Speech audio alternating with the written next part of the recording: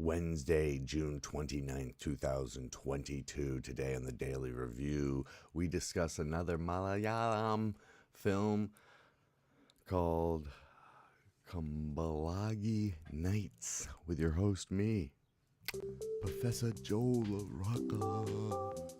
Ooh, this movie's directed by Madhusi Narayana.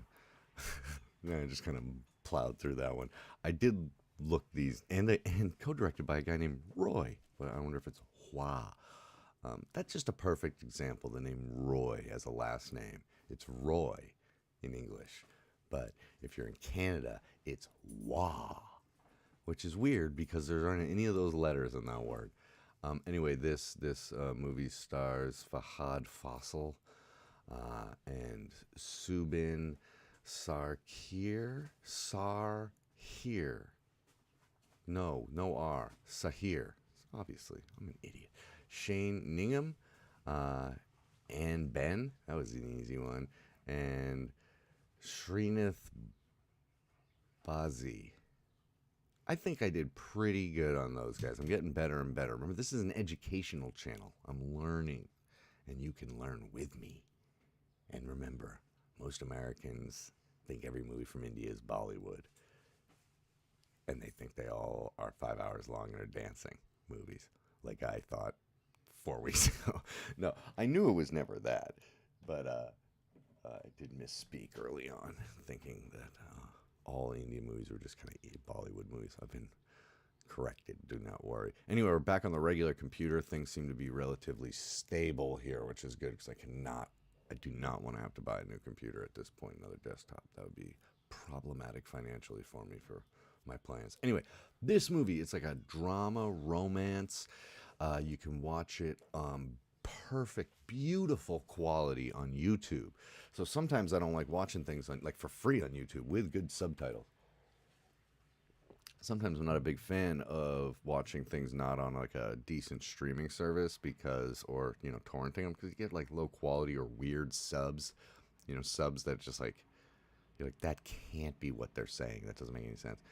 And what this is, it's just about a small island community village, and these four brothers. They're kind of intertwined. One of them's like a stepbrother and stuff, but the other three are from the same father.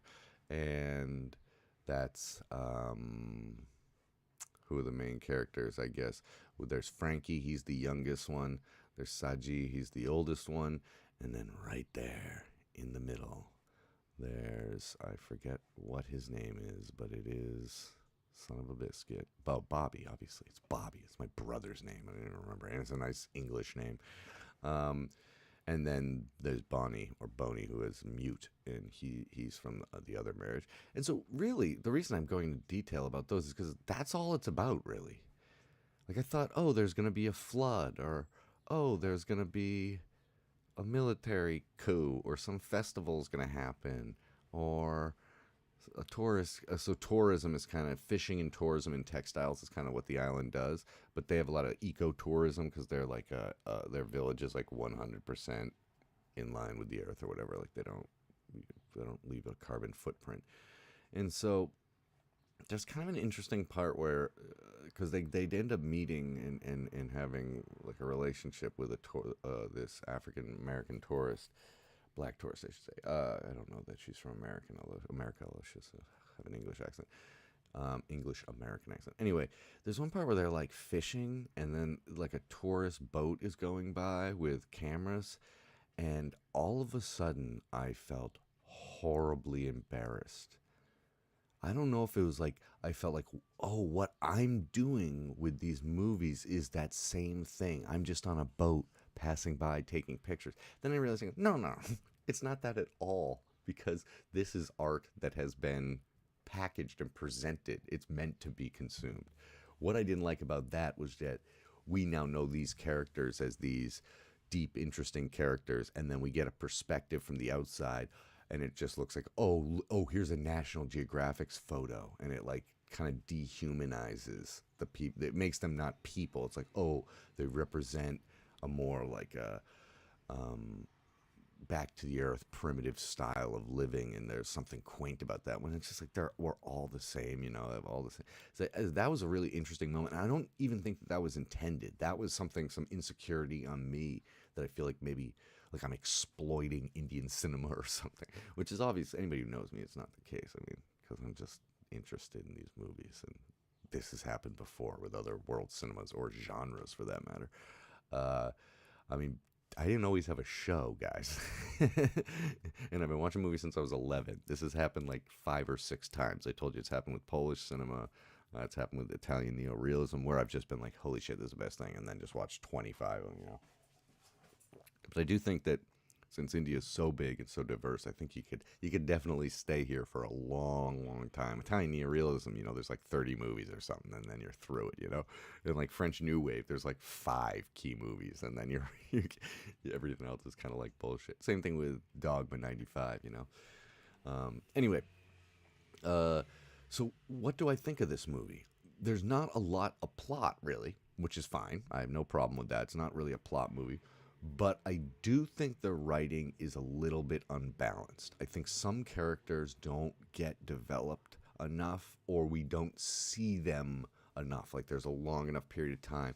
Characters like Boney and Frankie, I feel like get fairly left to the wayside. Like Frankie doesn't even really get a resolution. So some of the writing things I was a little like on the fence about. Now this is the writer-director. This is his debut film, so my God, amazing. Like one of the better debut films I've ever seen because it's so confident, especially in cinematography done by Shaiju Khalid. I'm obviously probably saying that wrong again, but I had to write it down. Amazing.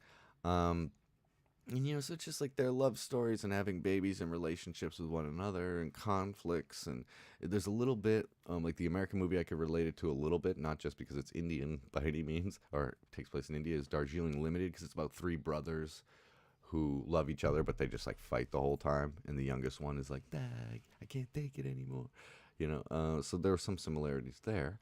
And then, the main love story between Baby and Bobby. It's not actually a baby, don't worry. It's just her nickname because she looks very young. It's star-crossed lovers kind of thing. Like they are different economic backgrounds, and also the brothers are Christian, and her family is, celebrates Hinduism. And so then it's 50 minutes into the movie, and 2 characters almost kiss, and then they don't, and that's when I was like, okay, all right, they're dragging this out a little too much for my liking. Like, these are adults, just kiss. Like, this would be fine if they were 10-year-olds, but then I was just talking to my neighbor, Radhika, and she was born in India, and she's from, like, the Mumbai area, and she was saying that, like, kissing is a fairly recent thing. That she, in these movies, like, so yeah, any form of like physical sexuality seems to be tamped down a little bit. So I get it. That's an American movie that would have had sex in like the first 4 minutes, just because that's how we make movies here. But it's just a little thing about the town and stuff, and then we learn about their past. I don't really want to spoil any of that stuff, because that's the interesting stuff. Is kind of like what made these guys like this. Why they like kind of lack ambition. Why they have no motivation. The oldest one works at like an iron shop, like an ironing shop, like to iron clothes, and the youngest boy does like nothing really. He just sees the truth. He can just see everything. That's kind of his thing. And then Bobby just like smokes weed all day, and then like goes and like eventually gets a job like defrosting fish, and he can't take that. And then everybody kind of like finds their place. It's very nice. It's a very unassuming movie. Now, spoilers if you're planning on watching this and you haven't seen it. Spoilers. I thought the ending of this movie was like dumb. I'm sorry. It's so disappointing. Like, there's an unearned kind of violent, chaotic climax that has no place in this movie, in my opinion. Like, I get it that character, mustache guy, Shammy, has been, like, kind of crazy. The look on his face of being a crazy guy, I was, like, hysterically laughing at how stupid it was. Like, it turned into, like, a Mad TV skit. He's like, I'm gonna kill you. I was like, what the fuck is happening?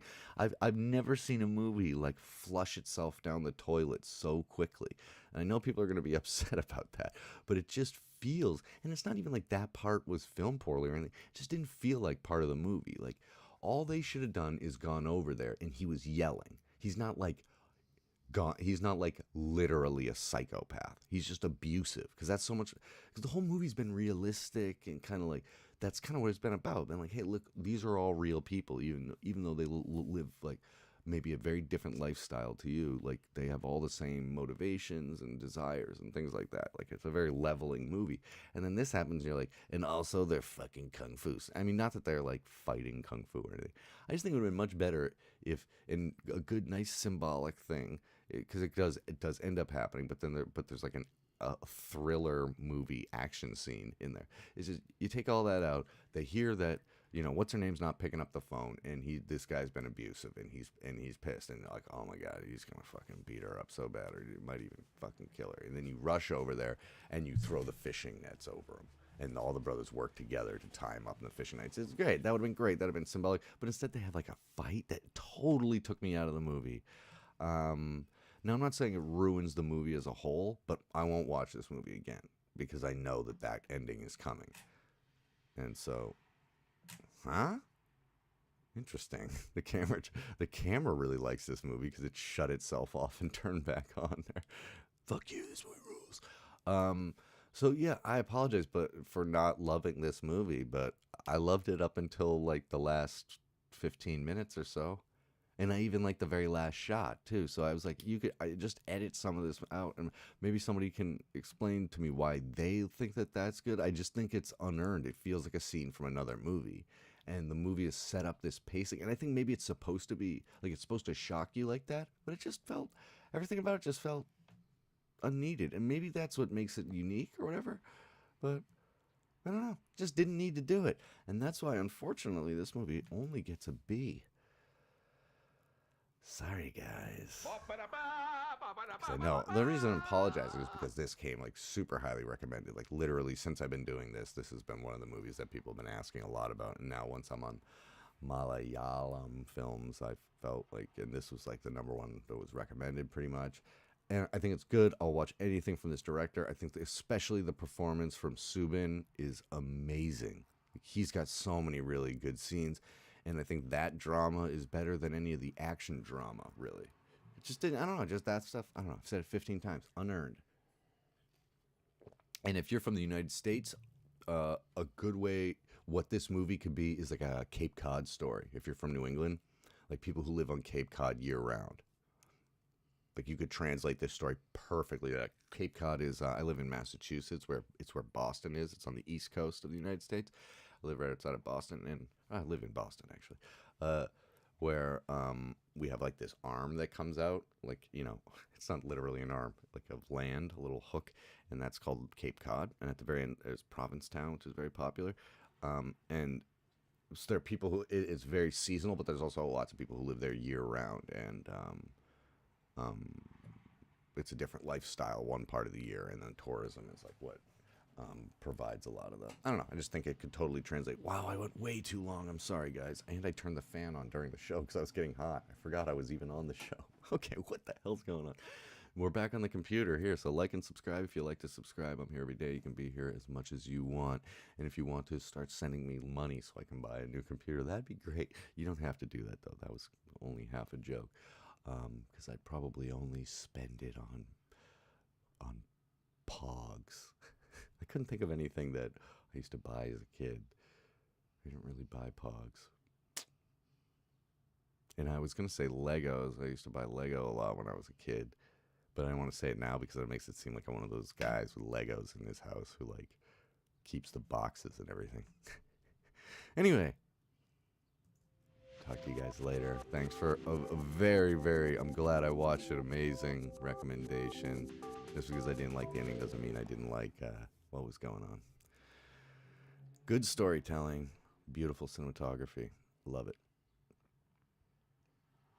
Just fix your ending, bro.